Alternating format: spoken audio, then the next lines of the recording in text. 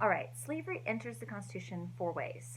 Although, as I noted in the notes, the founding fathers don't ever actually write the word slave or slavery because they seem to have some understanding that this is this really incredible document that begins "We the people," and they can't quite get themselves to put that word in there. Shows that they understood on some level that this was hypocritical of them.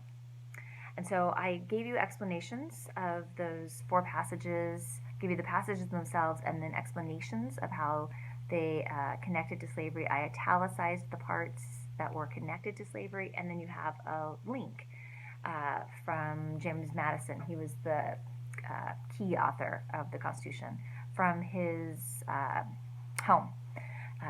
They do a great job on that link explaining it to you. But the one place that I think you could use a little bit more explanation is in Article 4, Section 4.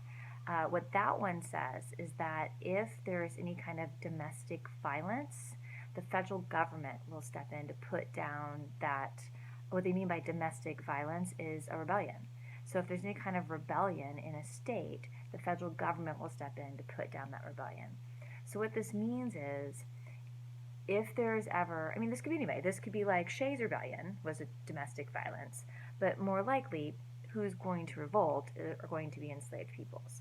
And so if an enslaved person initiates a revolt, they're not revolting against their owner, against the city of Richmond, against the state of Virginia. They are revolting against the entire United States of America.